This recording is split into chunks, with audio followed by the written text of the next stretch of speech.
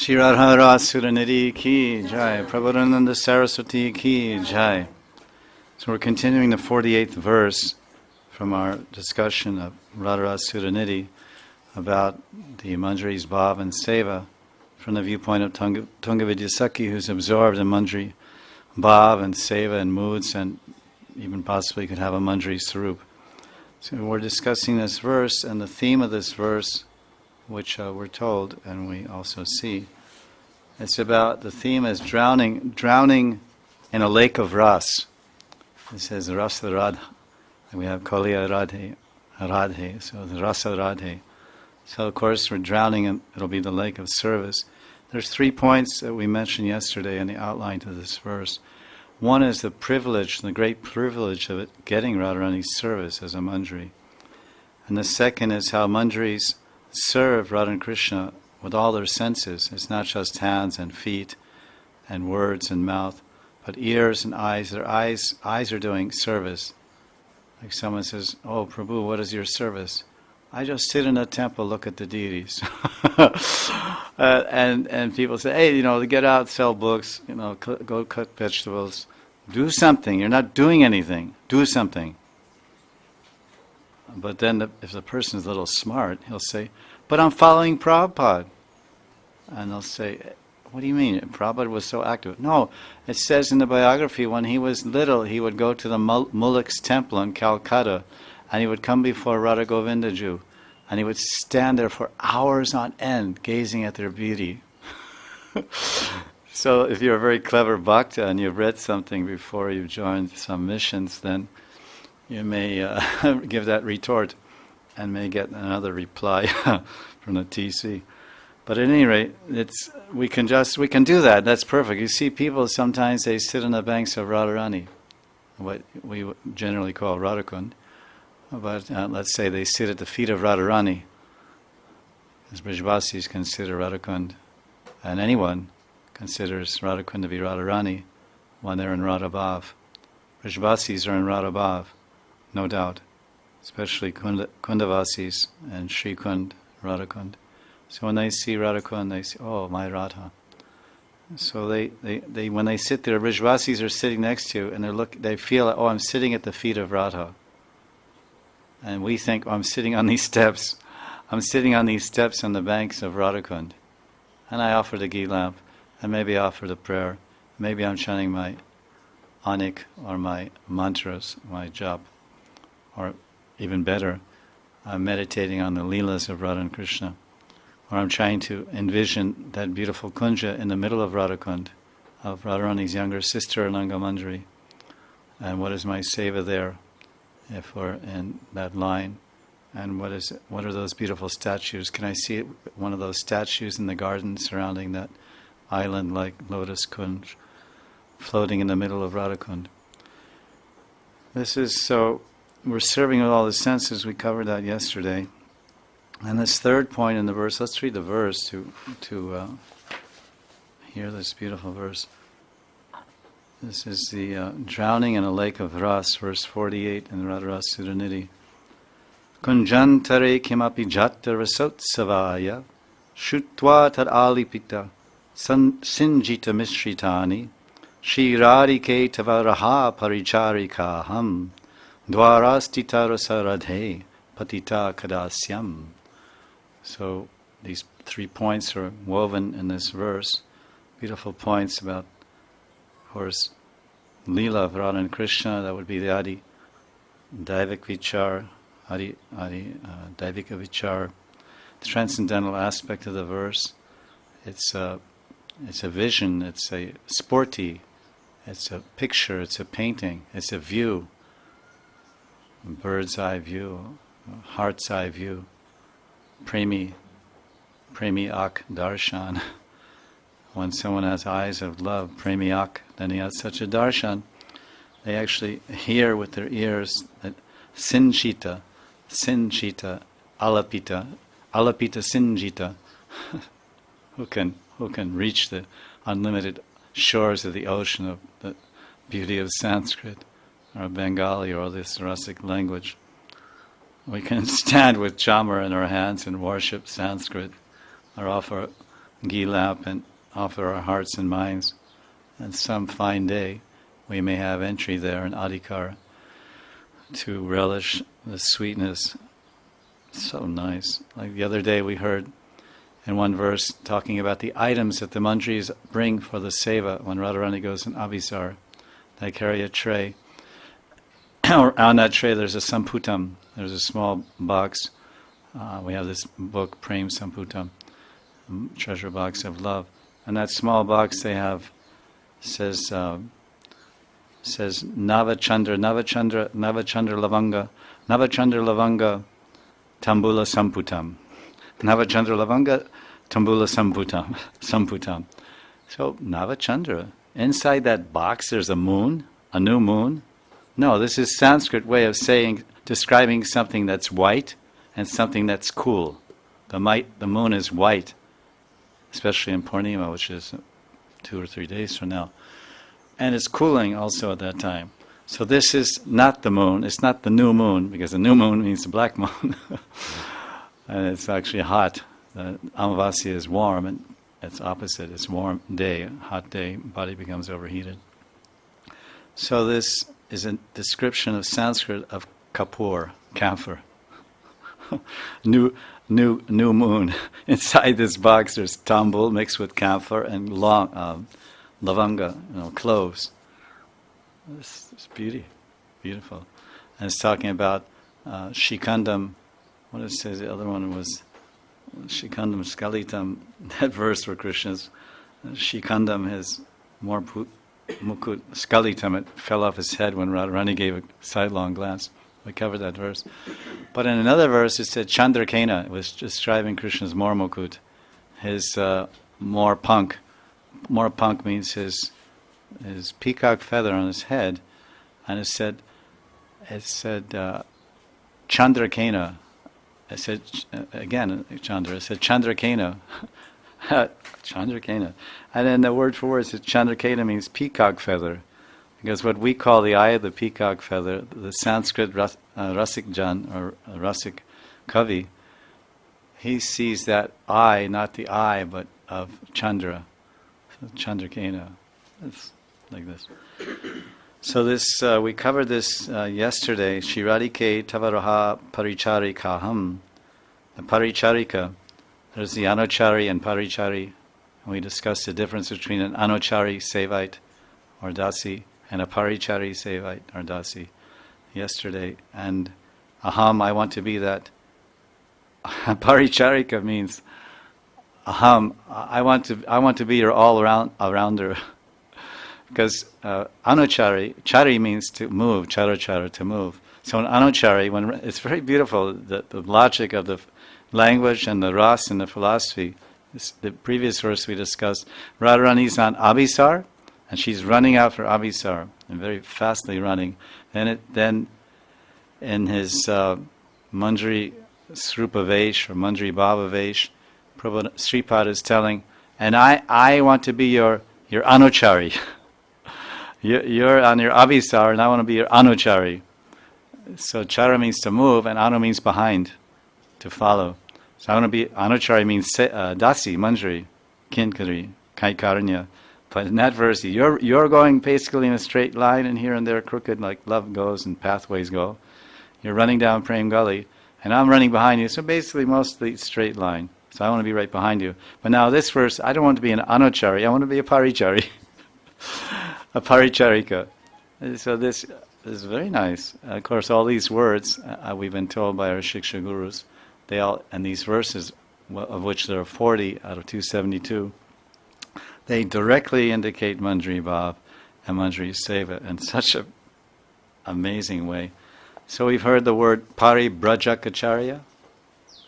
You've heard this word? Maybe your gurus are like that. Most of the gurus nowadays are Paribrajak. Even the Babajis of Radhakund are moving here and there to spread the Rasa Tattva and the Prema Tattva of Gaura's heart and Radha and Krishna's heart. Incredible mercy, because historically the Mahants and Gurus and Babajis of Radhakund, they would never leave. They would sit on this throne of Radharani's Prem and relish it with other sevaks and other shishyas. But now, call the times that the compassion is rising in higher and higher waves in the hearts of all the great devotees. So those devotees that never left the precincts of Radharaman Temple are now in Peru preaching, right now, today. Or they're in Alaska or whatever, everywhere, Hawaii. It was because their grandfather and their great-grandfather, they were bound by the edicts of Shastra, Yama Niyama. And Shastra says if you leave Bharat Varshi, you lose your caste. You become Antyaja. So no saint or anyone, would that matter, would venture out of Bharat. Even a Kshatriya would not leave Bharat to conquer another country. Because he'd rather be a Kshatriya than become less than a Shudra. But just see the karuna of Radharani. Amazing. That all the great Brahmins and Acharyas and Babajis and Goswamis are traveling far and wide beyond the precincts of Bharat. Shastras are saying no, but Radharani is telling them, and maybe their own Diksha Gurus are telling them in their heart, yes, go. So they're Radharani's people, the liberated souls, the pure devotees, the Goswamis and Babajis, Acharyas. They're sitting in the heart of Radha and Krishna, and Radha and Krishna are sitting in their heart. Govinda Vishram. Saranam Hridaya Mayam, Saranam Hridaya Tvayam. This Lord Vishnu enlightens Durvasa Muni in the 9th canto and every one of us about the exalted position of devotees, irregardless of whatever their packaging or external form, varna, ashram, or engagement may be. Durvasa Muni he's a Nitya person, is a great Rishi and Muni and Tapasvi and Vairagi. He's endowed with unlimited tapabalam, spiritual power. And he made an offense to a grihasta. He's a sannyasi, Vairagi. But he offended a grihasta. And he ran all over the universe to try to get the aparad shamak, to pacify or reduce his aparad. No success. He went to Shiva and Brahma that can grant so many boons and benedictions, and they do everywhere. But they couldn't help him here. They couldn't help him. Why? Shiva gives so many boons to Kamsa and Ravana and Brahma. Everyone gives so many boons to good and bad people, and they do good and bad things with them. These great devatas, Ishwaras, Jagadishwaras, but not the real, the Parameshwar of Krishna. But Durvasa Muni went there and they couldn't do anything. He said, please get this offense off my back. This offense has fructified in the form of a Sudarshan chakra. I planted a seed of aparad bijam, and it grew up and became a chakra. I offended this great devotee, knowingly or unknowingly, and now that offense, that seed of offense is fructified as Vishnu's chakra, and it's burning my tail. It's chasing me all over the universe, and I'm getting no relief.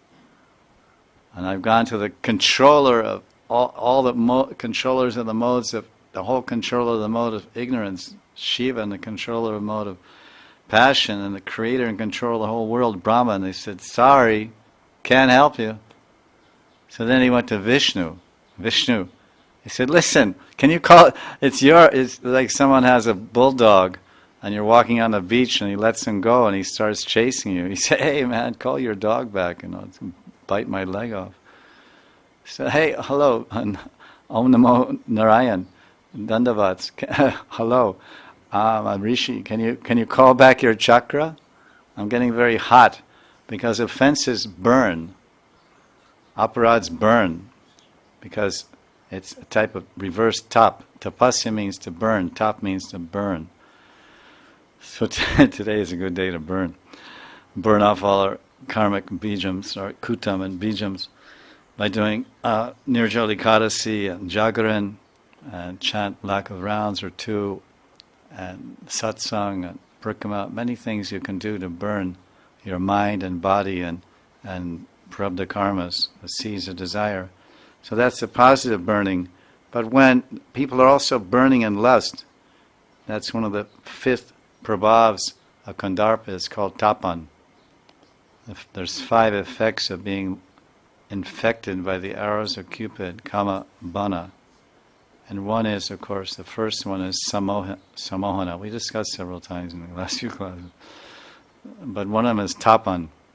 That's the last one, where your heart is burning with lust and burning, or you can be burning with greed, or you can burn with aparads.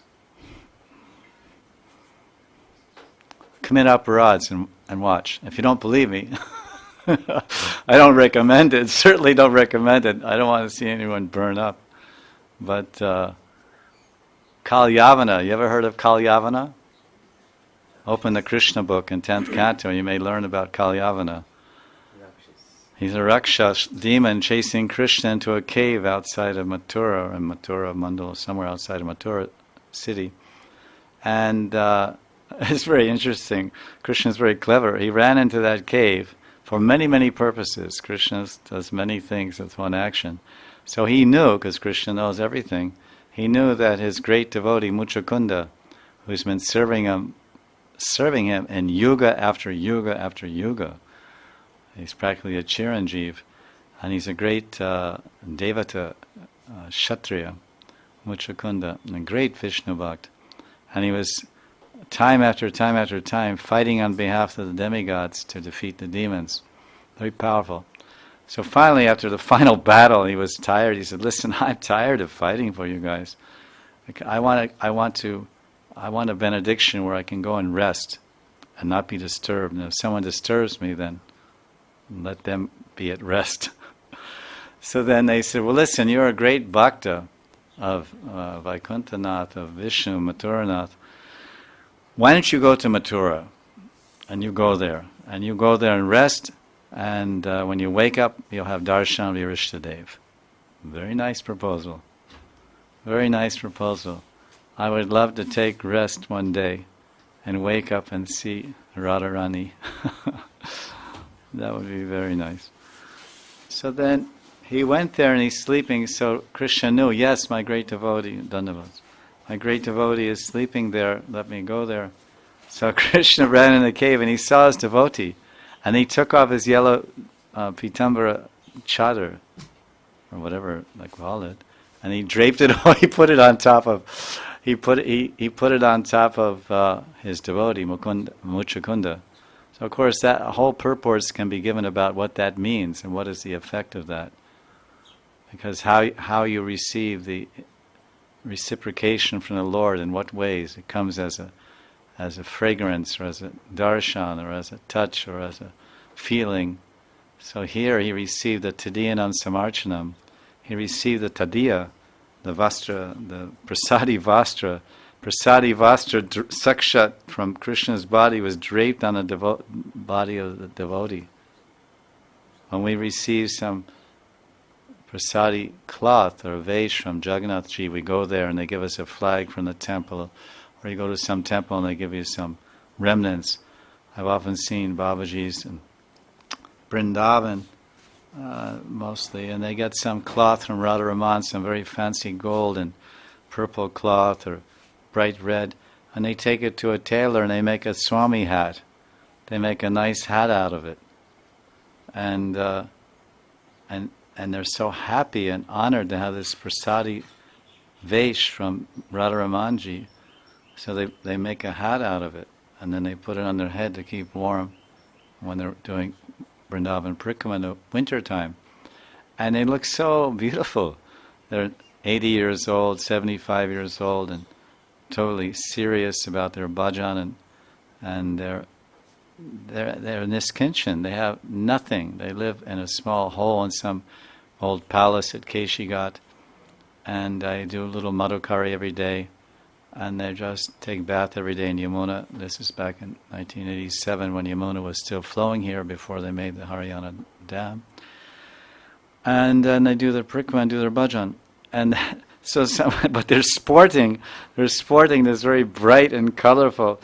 Their faces are so effulgent with Shuddha Bhakti, but they're already sporting. They're sporting, just wearing white and just a small dhoti and maybe chadar and nothing, whatever. There's Radha written on their chest. And then they have this beautiful hat. So this is the prasadi. This is their flag, their victory flag, their Jayadwaj, their the Jaya Pataka. Dwaj Pataka means flag. So this is the flag of victory. What is the victory? The victory is that the Lord, my love, has conquered the Lord's heart. My bhajan, my love, has conquered Radharaman's heart. And when I went in for darshan one day, as I go every day, then one day the Manjari came and said, Baba, Radharamanji, and this is how they speak, because they have this type of vigyan. Radharamanji wants you to have this. This wants me to give this to you. And then they receive it. And they dance for joy. Immediately take it to the tailor. They beg a few rupees here or there. Or the tailor will sew it for free. This Kinchan Sadhu. It's a good. So everyone benefits by that.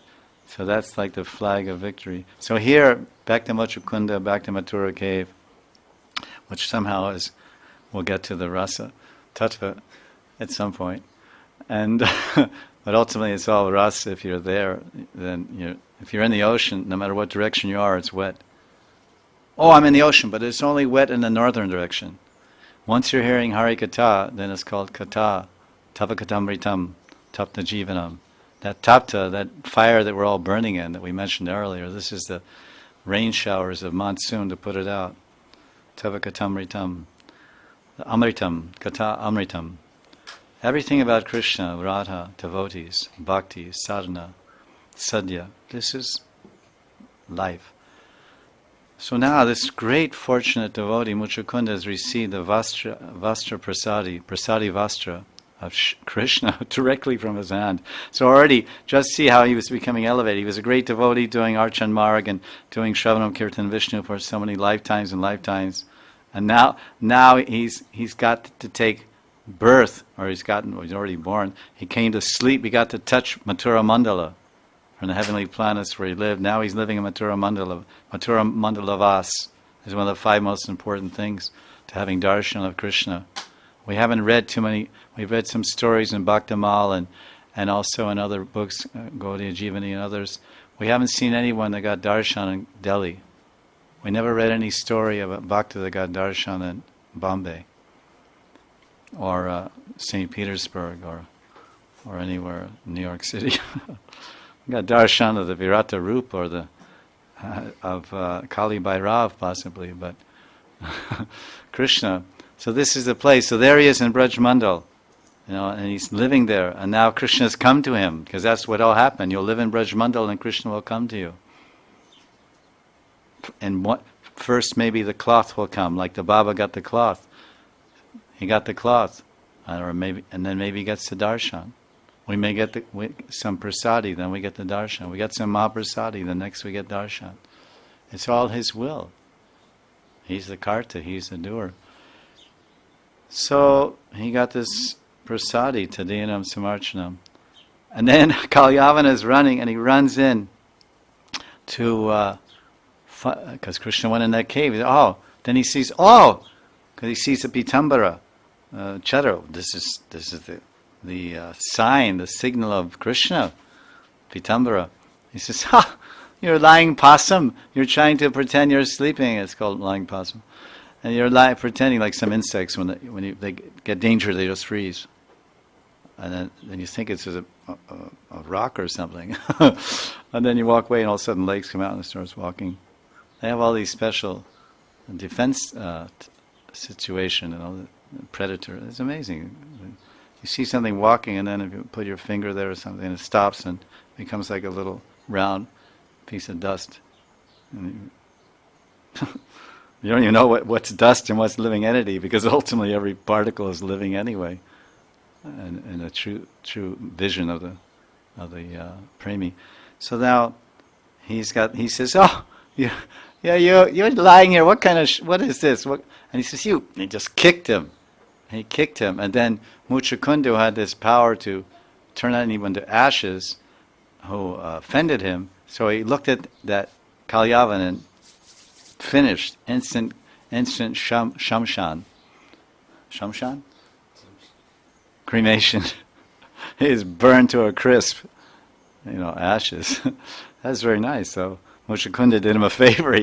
He was get cremated in in Mathura Mandala because he was Kamsa's friend. I mean, there's so many layers and unlimited layers and everything, but he is Kamsa's friend. He wasn't born in Mathura. He came from Bihar or somewhere where, like that, somewhere outside of Braj Mandal, and he came here to help him and Kamsa.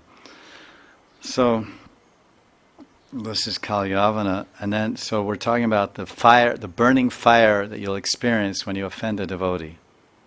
In case you lost the track, that everything was connected.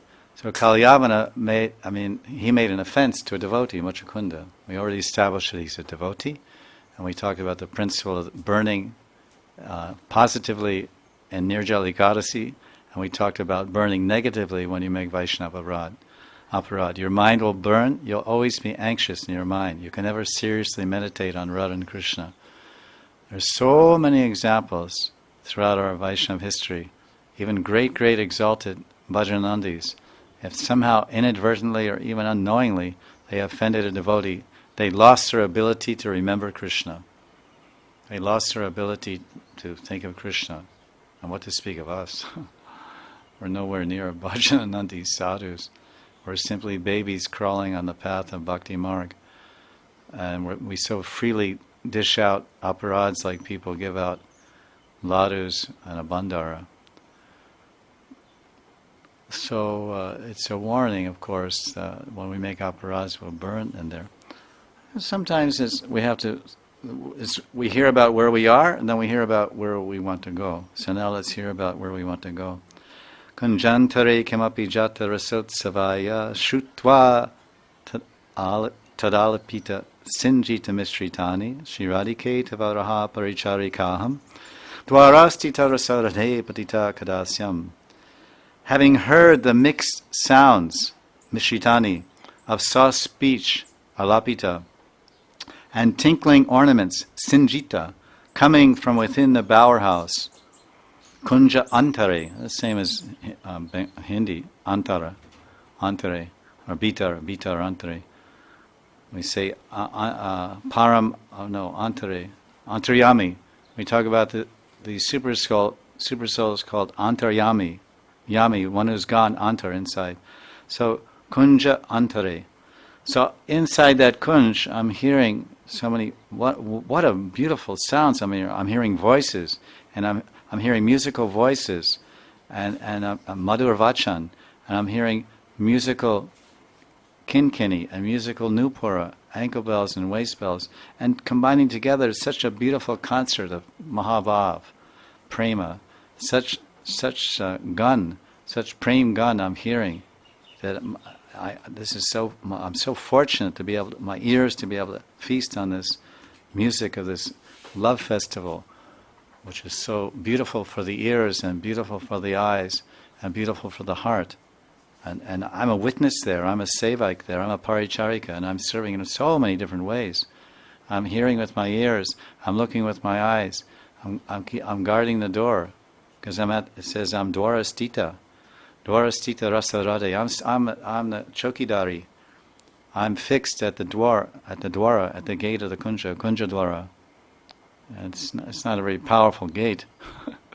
It's not like some fortress, the king's fortress in Ajmer or something, a 25 feet tall gate and 2 feet thick wood. It's just some small split pieces of bamboo interwoven into a makeshift gate.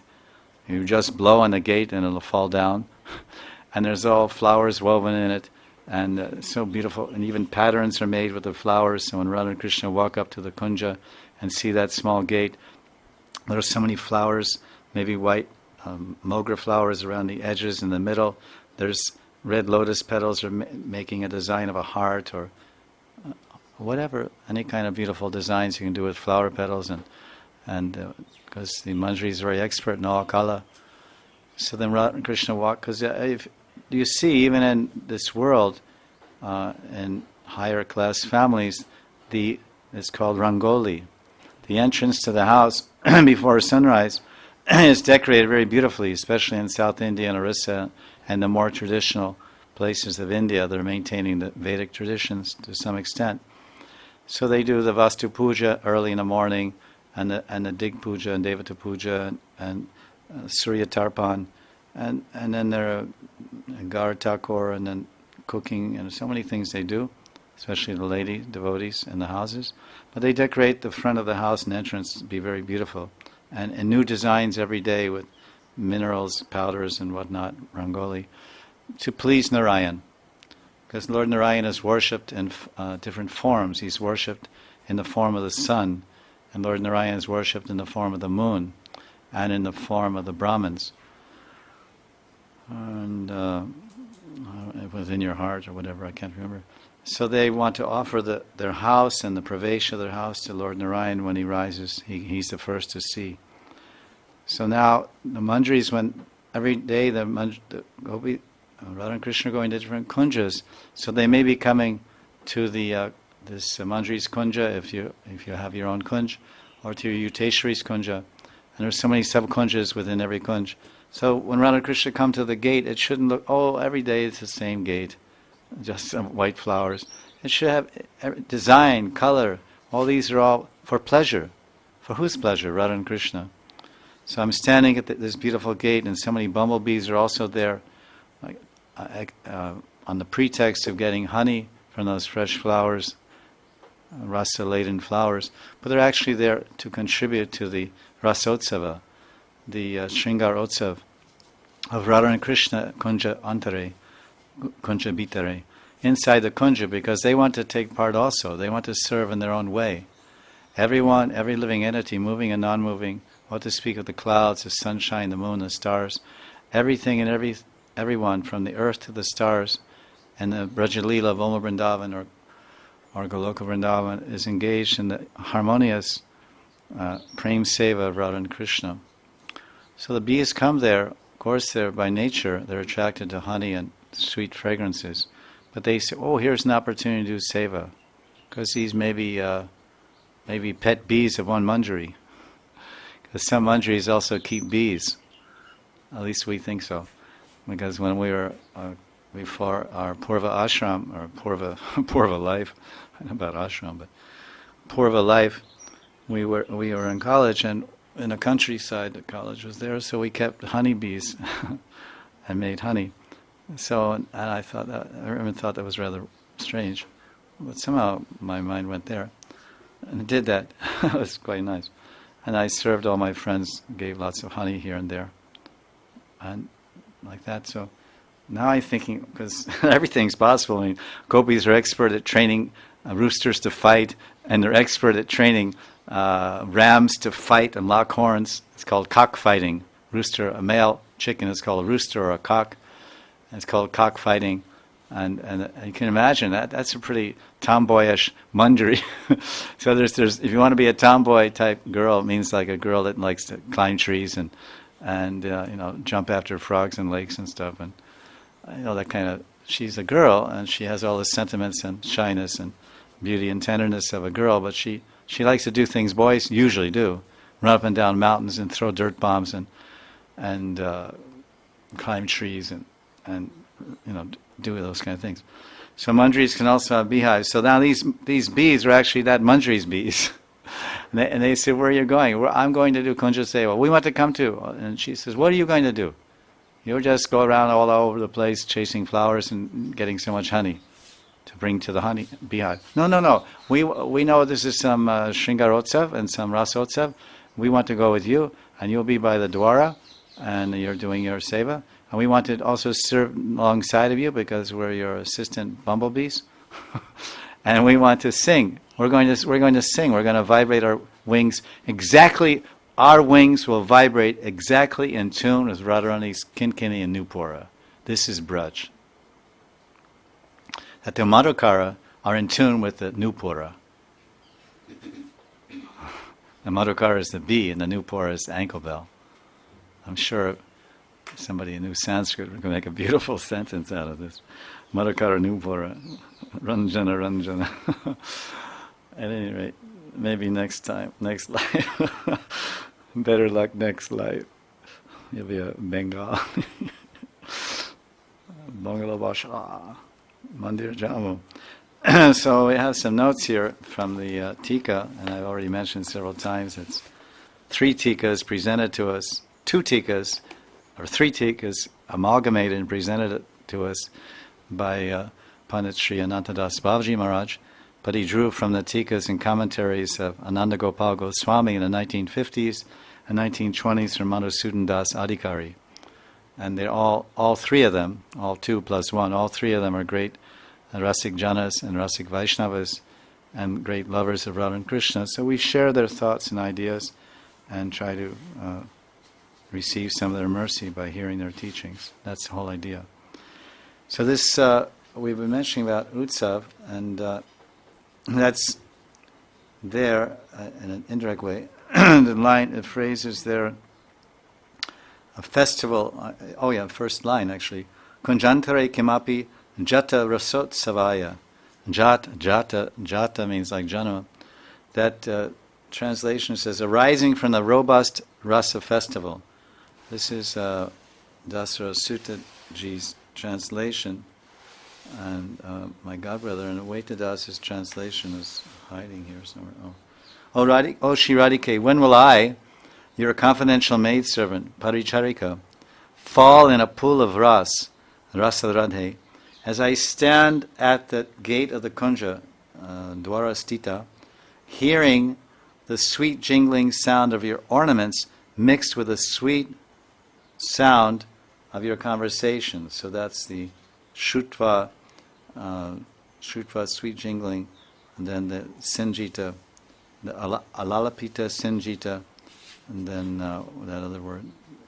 So we discussed it. Then he said, all this is happening at the beginning of your Rasotsava. So just at the beginning of Radharani's intimate, wonderful pastimes, divine pastimes, there's already so much absorption for the Manjaris.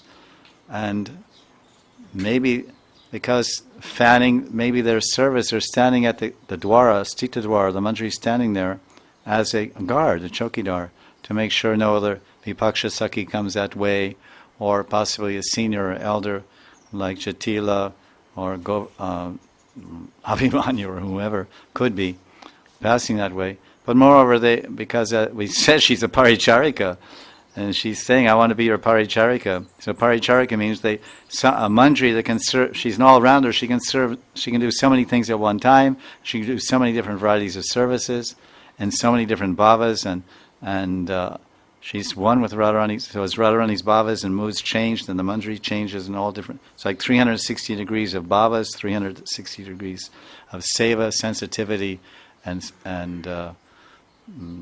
responses from the manjari. So she's there guarding with one eye, and she's looking the kunja with the other eye, and her hand she's waiting to pull the vines of the ceiling fan that go in and fan the flower bed above Radha that Radha and Krishna are lying on. But at this particular moment, in this spurti, in this lila vision of the lila, Shripad is just there, experiencing the fun of it, as we explained and what we heard the other day, that lila means there's no purpose to lila. That's so beautiful. Because we also, the other definition we've heard in Shastra, lila, we didn't mention yesterday. What is the meaning of the word lila? Lila is, of course, li means alingata, and la means to accept. So all those exchanges, those wonderful, sweet, amazing exchanges where Krishna accepts the loving embraces of his devotees is called lila. Lila. So li means alingata. It's sakya prema lingata, sakya ras prema lingata. It's vatsalya ras prema lingata. It's madhurya ras prema lingata. It's and swakya bhav. He accepts the embraces of Rukmini and Satyabhama and Satya and Kalindi and others, and Dwarka Lila as Dwarkadish. That's the swakya, madhurya lingata. But then there's parakya, when Krishna accepts the embraces of the gopis, Radha and Lita Vishaka. So that's also la, alingata. So he accepts, in other words, he accepts the love of his devotees They embrace him, he embraces them, heart to heart, mind to mind, body to body, moment to moment, place to place. This is Leela. So that's a very nice definition, which we discussed previously, having heard. But this other definition, it reminded me of once we were on a yatra in Puri with a group of grihastas from India, and their children were there, and we were staying at Birla Guest House, and there were some swings there outside. And there was one boy, and there was two swings, and one family's daughter was swinging. She was about 5, and another family's son was swinging. And she was on the left-hand side, he was on the right. 2 independent swings. And we were all walking out down the hallway to go bathe in the Samudra Tirtha, in the ocean there. And I stopped and I looked and I said, see this? See this? This is Radha and Krishna having Jul and Leela. I said, this is Radha and Krishna, and that sands, this is the banks of the Yamuna. This water is the Yamuna. You see that? And I say, look at, and they're just laughing. They're just laughing, and he's going higher and higher, and he's saying, come on, go higher. And she's saying, I'm scared. And they're just swinging. And I said, see, what are they doing? They're having fun. They're not thinking anything. They have no idea of gender, no idea of lust, no idea. They're just having fun. I said, this is Radha Krishna Leela. This is Radha Krishna Leela. This is about 15 years ago or so. I said, now, let's go down and talk to them. So we went downstairs and I went to them. And of course, they knew a little English, but I said, now ask them. I said, ask them, what are they doing? So they said, what are you doing? I said, we're swinging. And I said, ask them why they're doing it. Why you're doing it? Why? I don't know. What do you mean? He said, what do you mean why? No, why are you swinging? It's fun. It's fun. So I said, so ask him, are you doing it for the fun of it? Yeah. What else? Life is fun. Fun is life. This is Vrindavan. This is Radha Krishna Yugal. This is Krishna and Sudam and Sridham. This is Raktak Patrak. This is Yashodananda. It's fun. It's fun to be Krishna's mother. It's fun to be Krishna's friend. It's fun to be his lover. It's fun to be his servant. Different type of world. This is such a nice thing, that one thing he said, and brought me to that experience. That was in my memory banks. Because we kind of lose touch with that, because we live in such a pressurized world.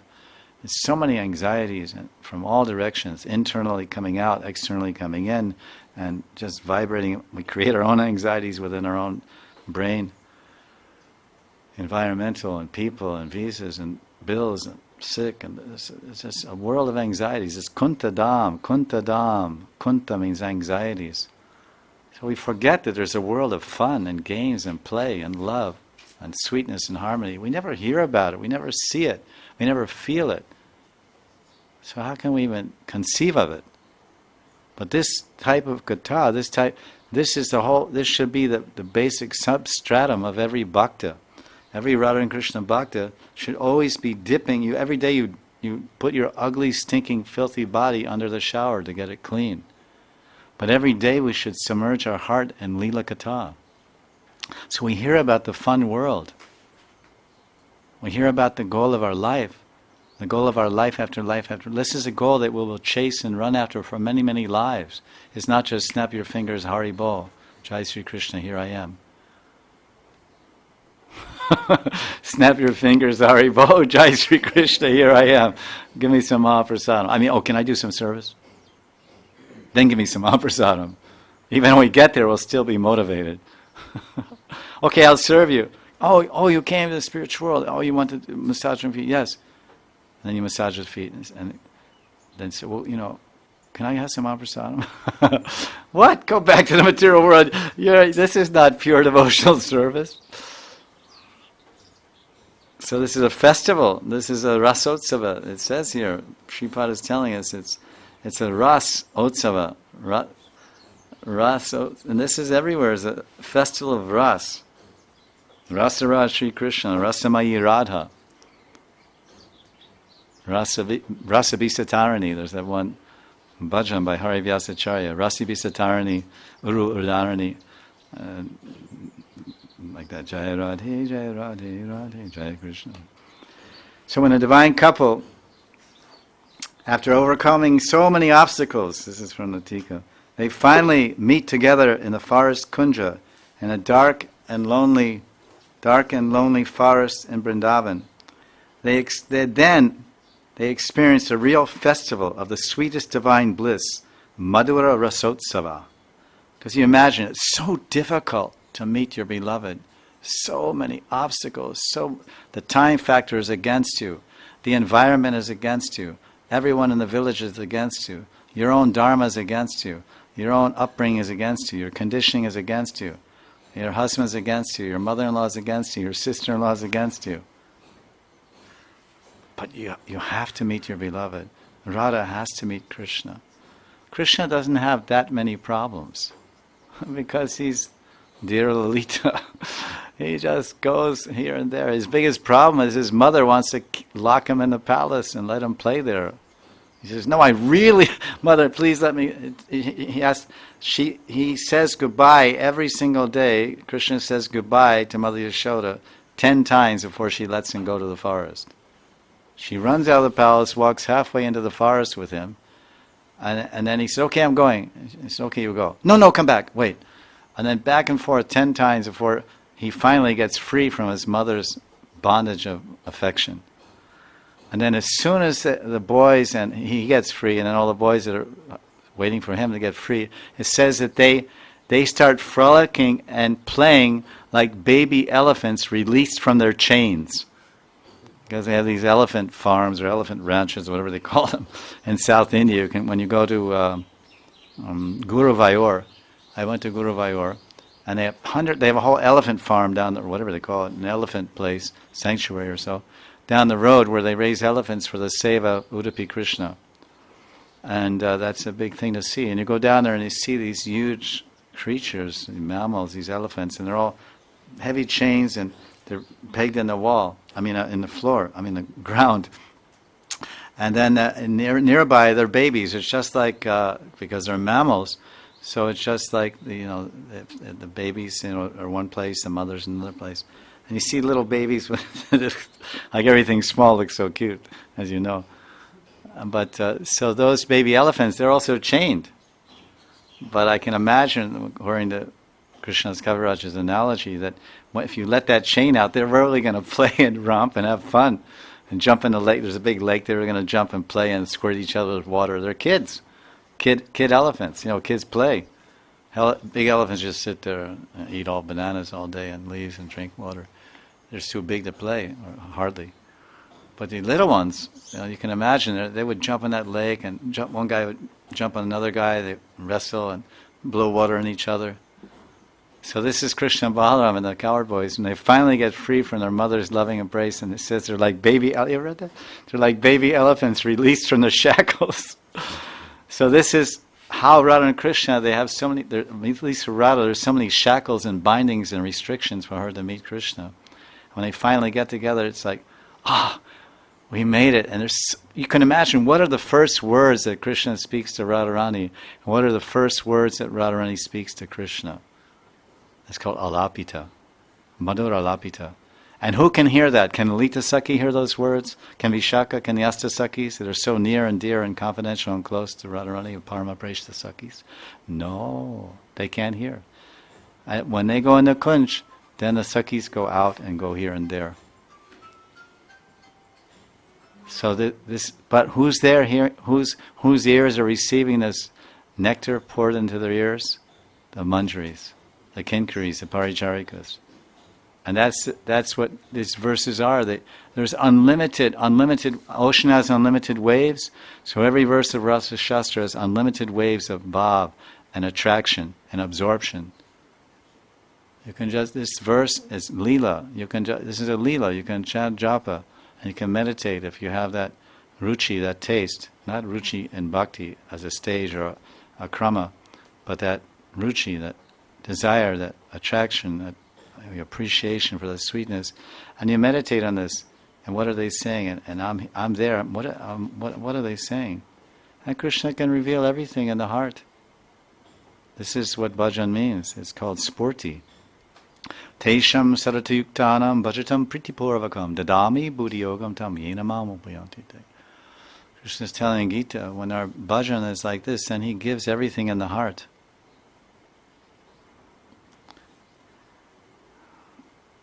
So that Manjari's hearing, so Radharani showing her, or she's showering her pritam with nectar of her sweet speech mixed with the gentle tinkling of her ankle bells and other ornaments and waist bells. So nice, like in the traditional Indian ladies, married ladies, they wear nupura, ankle bells, and waist bells also, but at least ankle bells. So they walk and along with their husbands, I don't know, in front or behind, I forget how it goes, maybe in front or behind or whatever. But it jingles so sweetly, and it's music, and that music hypnotizes the husband. It's very sweet and pleasing, and then the lady speaks. So it creates attachment. It's a beautiful sound, and woman and wife represents beauty and tenderness and sweetness and music.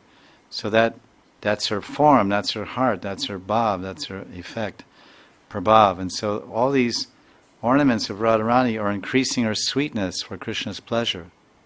They're increasing his experience of her love. They're increasing his attachment to Radharani. Because Krishna can say, oh, I love you, Radharani, and I love your nupura, and I love your kinkini. Why do I love your kinkini, your waist bells and your ankle bells? Because your waist bells love me. Your waist bells love me as much as you do, because your waist bells have Mahabhav, and your nupura has Mahabhav. So I love your nupura. So if some husband says, oh, I love your ankle bells, the wife thinks he's cracked. You know, it's a piece of metal. It's just some copper covered with gold powder or something, unless you're rich, and then it's gold, or even some other thing covered with silver polish. So this is So Krishna's hearing this, and Krishna's deep voice, which is rumbling like clouds, and Krishna's voice is something very special, because when Krishna is speaking to Radharani, the voice is going in her ears, but it's like beautiful waves flowing in her heart. Our heart is being washed by waves of the sound. Krishna's voice is like waves of joy and waves of peace and waves of bliss are washing Radharani's heart. And in the Rasa Panchadaya it says Madhura Vachan, Madhura Valgita. The gopis are saying that you just speak Madhura Valgita. You attract everyone, Krishna. The demigoddesses in heaven and everyone. Madhura Valgita. Valgita, when you just speak, then everyone loses and forgets everything. And if you glance at the women, so now Krishna's beautiful voice, what a beautiful concert of music there. It's a festival. What does a festival mean? What is the meaning of Utsav? Utsav means people, and Utsav means music, and Utsav means joy, and Utsav means communion, and Utsav means food. This is all in a festival. So here, all these things are there. The elements of a great festival are here. All the elements are assembled here in this Rasotsava. Kunja Antare Rasotsava. Sometimes when the katha is nice, then this Radharani makes some noise in the back, you know. She's there, and she kind of goes ting ting, like, yeah, very nice. So she's making music to go along with the presentation also. So this is a festival. So here we have the music of their voices, the music of Radharani's Nupur and Kinkini, and then there's the joy of communion and the happiness of meeting of hearts. And then there's food. What is the food? The food is the Adara Amrita, because in the beginning of the festival, okay, welcome to the festival, sit down, take food. When a festival begins, you don't sit down. Usually first there's some, in our experience and our spiritual movements, if there's some festival, there's some katha, or maybe many days of katha, and there's kirtan, and there's bhajans, so there's music, and there's some philosophy and music, and there's a meeting of friends, and finally, the piece de resistance, the final icing on the cake of the festival is the Mahaprasad, Vaishnav Seva, in general. So this Rasotsava is starting, when you go into a festival, oh, the kirtan's great, and you sit down, you take your part, and whatever, hear, play. So this festival is just beginning. This is the beginning of the Utsav, Rasotsava, Kunjantara Utsav. And in any big festival, they do have chokidars and security people, because there may be some wrong people coming there, or bad-minded people, so they'll have security. Like we went on Brajmandal with the temple and taking so many devotees around, but sometimes in years previous we found some rowdy people disturbing the ladies in our party. We had 200 or 300 people, and Western people. So then the temple hired security guards to come. And so we were talking Leela and going to visit all the places on Brajmandal, Parikama, but they were our guards for our Utsav. We had music, and we had kirtan, we had classes, we also had prasad. We took breakfast there and took Mahaprasad. We had our guards. So the Manjaris were there guarding. So now, of course, what is the food of this festival? The food is the nectar of each other's lips. That is ras. Because when you go to the festival, oh, there's puri, there's sabji. Oh, there's no sweet rice? There's no kheer? Oh, this is not such a good festival. This is a very good Mahaprasad. Okay, they give you some rasgulla, some gulab jamun. Because kheer is a costly thing, especially for 500 or 1,000 people, so much milk, everything. But it's definitely, this tops. Any festival without kheer, in my definition, is not a festival. That's my definition. Because you go all over South India, what is the primary preparation in every single temple in all the traditions of India? The mukhya preparation, even in Puranas it says, if you can't offer anything to your Thakurji, you must offer kheer every day, if you can. If you're a Babaji, you offer a piece of mystery, or you offer a tulsi leaf and just meditate, or you offer your Madhukari, that's a different standard. But if you have, so all over South India you have something called payasam. And everywhere, because I went to all South Indian Vishnu temples and all kinds of temples there, 1986, 87. So everywhere you get payasam. That means sweet rice, kheer. So so everything is there in this festival. And let's see what other points are there. So there's some Leela that's also mentioned here we can share with everyone. I have a watch, I want to see what time it is. I have a watch on. Okay. This doesn't work anymore. Okay. So this is a very what's said here is this is a very sweet union, a meeting of Radha and Krishna after bewilderment and separation. So there's Madhura Yoga and Mohan Yoga. This is and previously, which we didn't cover, in verse 47, this is from the Tika, it describes Radharani's Prem Vaichitya. So some verses go in a sequence, but we are focusing on jumping here and there on those verses that talk about, because the book is verse by verse, but we're jumping here and there, focusing on the Manjaris and Kinkaris, Sevas. And so we're kind of dropping in the middle of a Leela, which is a continuation from verse 47, which says, verse 47 says, although sitting in her beloved's lap, Radharani suddenly cries out, "Oh Mohan, Mohan!" with delirious, indescribably sweet voice. She's sitting on Krishna's lap, but she feels suddenly, oh, I've lost my Mohan, he's gone. Where's my Mohan? And it's interesting she's saying Mohan because she's in a type of bewilderment to begin with. So she's saying Mohan. And that's a word in the verse. Hey Mohaneti. Hey, ha Mohaneti, ha Mohaneti. Radharani, her entire body is madly overwhelmed. Most fascinatingly in pure uncommon love for Shyam. Actually, once when I was asking Advaita Das, what does he think of Dasrata Suta's translations? He said they're good. He's like a second Prabodhananda Saraswati.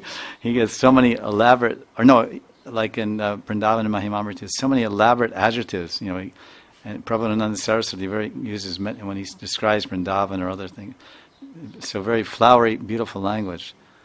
And then he says, some jewel of a maiden gloriously present on the border of the grove. So 47 continues here, that Radharani's in separation, and 47 she feels Krishna is gone. Now she finally has woken up, and now they have a sweet union after that bewilderment. So that's was describing her Prem Vaijitya.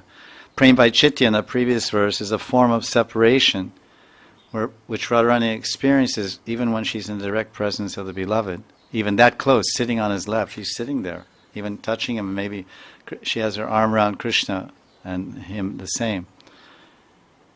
So this is continues in the purport by Baba. While Radha and Krishna are sitting together, and suddenly Radharani enters this bhav, this prem vaicitya, which is a type of viyog or viraha bhav. And Krishna, in his amazement, he closes his eyes. He's looking, he says, what am I seeing? I can't believe what I'm seeing. Radharani's sitting on my lap, I'm looking at Radharani. And he just closes her eyes and tries to relish that, what is she feeling? And how has she entered this state of intense viyog, even in my direct presence? And again, he was fascinated and attracted to Radharani's display of this intense madhura bhav and separation.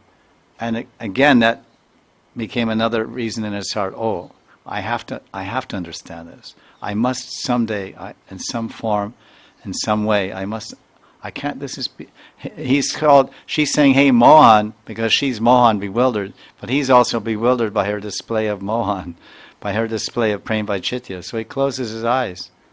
If you're confused or you can't figure out something, sometimes you close your eyes. What is going on? So Krishna, this is happening here. So then, in amazement, he's amazed. What am I seeing? And then what am I seeing? He doesn't have the answer. When he comes as Mahaprabhu, he finds the answer, because then he experiences Radharani's viyog and separation. So when Radha comes out of her Prem Vaicitya ecstasy, she sees that Shyam's eyes are closed. So then Swamini Radha decides to play a trick. So one moment she's totally in a madness of separation, then she comes out. He says, oh, he's in some bewilderment, and his eyes are closed, and he's been bewildered by my display of love. So now let me slip off his lap and go expand the Leela even more. So there's so many wave after wave of Leela. So she decides to play a trick. So Radharani slips away and hides nearby in a kunja. And her Manjari, Tulsi Manjari or Guru Devi or yourself or whomever, the Manjari is observing this fun prank of Radharani. She covers her mouth with her veil and she slightly giggles. Because they're little girls, they're only 12 years old or 13. Maybe you forgot the last time you giggled because you're too old and too big and too stiff. But but at one point in your life, especially girls have that tendency, and boys are just too crude and too hard-hearted. But they kind of giggle, and it's kind of one of their sampat. It's one of their wealths. So the Manjaris, they thought this is a good one, Radharani, and she's giggling. So with her eyes, Radhika tells her Manjari, listen, don't reveal my hiding place. Slowly, Mohan opens his eyes and comes out of his own trance. Radhe. Radharasanidhi ki jai, jai jai Shri Radhe. Radha Govinda Dev ki jai, Shamakunda ki jai, Radha Kunda ki jai, Purushottamadikat Mas Brata ki jai, Prabhupada Saraswati ki jai, jai jai Shri Radhe Sham.